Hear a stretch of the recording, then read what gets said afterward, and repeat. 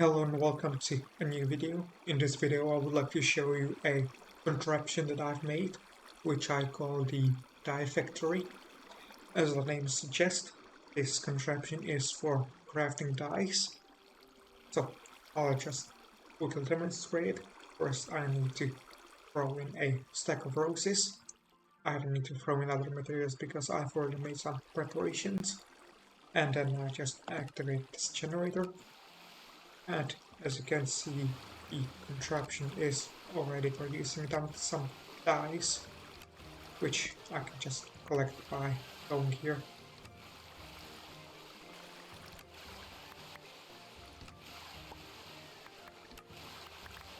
There are 40 reasons why I've decided to build this contraption. First being to be able to craft multiple dyes at once. The second being to be able to craft dyes without having to remember all the recipes, and the third is to be able to craft most of the dyes in one place. And in this video I'm going to show you how you should use it and also how you can build it. Now then, here are the things that you should get if you use this farm properly. Firstly, fertilizer. You should get as much of it as you can get, and you can get it either by combining bone meal with ash or by composting plants and other stuff in the composter. Secondly, you need bones, at least a stack of them. Thirdly, you should set up a reed farm, and you should get at least 3 stacks of reeds to get the green dye. And lastly, you need flowers. More specifically, you need a stack of dandelions, 3 stacks of roses, 1 stack of petunias, and 3 stacks of lilacs. Additionally, I would also recommend getting tulips and daisies. These aren't used in the contraption, however I recommend them too, so that you can farm orange dye and light grey dye. Alright, we might be thinking that you need to explore in order to get these flowers, but you actually don't need to, because you can simply use the fertilizer to grow some. As you can see, I've grown some tulips, a daisy and a petunia, but I wouldn't recommend it to farm I wouldn't recommend this to farm these flowers. Instead, what you should do is use the fertilizer on the flowers to make the big flowers. That is because from these big flowers you can get the flower stems, which you can then put into the furnace in order to get some charcoal, which you can later use in order to power the generators or as brown dye. And once you have all of the materials, you are going to throw them into the contraptions. So, as you can see, there are 2 inputs. So for the right input, you are going to throw in 2 stacks of roses, 2 stacks of reeds, 1 stack of dandelions, and 1 stack of lilacs. Wait for them to all flow to the back. And on the left side, you are going to throw in 3 stacks of lilacs, 1 stack of bones, 1 stack of reeds, and 1 stack of petunias. You should make sure that when you are throwing in the items that they always end up on the first crafter that is in each of the rows. And to finish things off, you are going to throw in a stack of roses to either of these sides, and then wait for the stack to make it to the corresponding crafter. Now, the reason why I've used the amount of materials that I've used is because I've kind of tried to make it so that an equal amount of each dye is produced. Unfortunately, I wasn't successful, but I'd say that I got close enough. But anyway, as you can see, the stack of roses is slowly making it to its corresponding crafter. As you can see, it get to it. So now I can just activate the contraption. And now it is time for the tutorial, for which I've made a step-by-step guide that I'm going to use to explain each step that you need to take. But don't worry if you won't be able to follow this tutorial, because I'll be also including a link to download this world in the description, so you can check all the things out here for yourself.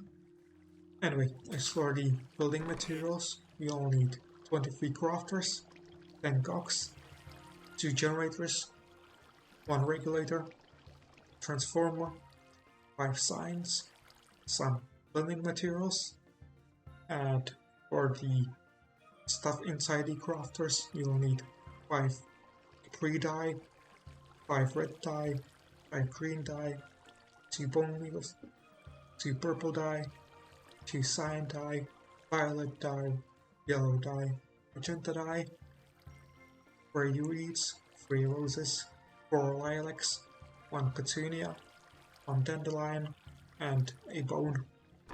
Now, if you want to figure out the recipes for all the things, you can just use the knowledge book in creative mode and put the things in to see the recipes.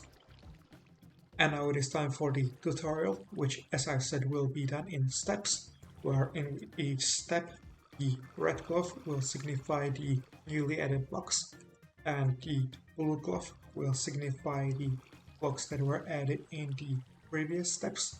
So let's get started with the first step, in which you place the crafters like this. So you got 2 crafters at the bottom, 6 in the middle row, which will be 1 block back, and 4 in the top row, so. After which you add a water stream to the bottom 2 crafters. The water stream doesn't need to be shaped this way, you just need to shape it in such a way that it carries the crafted dyes to a place where you want them to be. After which you add another water stream, which make it look a bit complicated, but it's simple. You just need to have the stream start here, then go over these crafters, then down below, and go over these crafters here, and have it end here.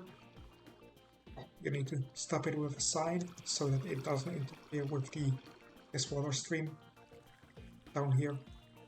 You should check out the world download if you want to know how to build it. After that, you will place 12 crafters on the sides of the stream, 6 on each side. On each side you will start by placing a crafter next to the stream, followed by 5 more. Each of them should be facing into the stream, after which you place 5 cogs on them to power them. Next up, you will add water streams on these crafters, like so, on these crafters of course, and add some signs to sort of stop them from flowing where you don't want them. These streams are for the material inputs. And lastly, you'll need something to power the crafters, for which you use generators. So place a generator in front of one of the rows of crafters, like so. Then place a transformer next to it, so that the transformer would be in the row in between the crafter rows. Then place a regulator in front of the transformer, and a block, and another generator, and fill both of the generators with charcoal, because as I said, you get charcoal from farming the flowers. After which you will need to place the blocks in this sort of pattern so that you power the other crafters. You can check this out in the world that you can download.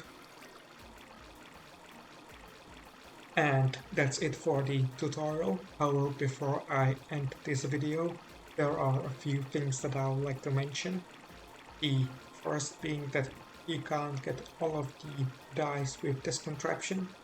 For example, you can't get black dye because coal is black dye in this mod, which you can't farm, and as a result I decided to also not include the dark grey dye in this contraption.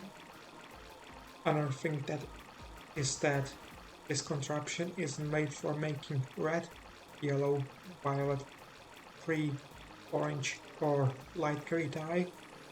The reason being is that you can craft these dyes from the flowers, which you can farm, and so I decided that it would be unnecessary to put them in the contraption, since it would just make it unnecessarily larger when you can just make the dyes directly from the flowers. Next up, I would like to talk about the distribution of dyes from this contraption. Here is a chest full of dyes that I got by running this contraption for the first 2 times.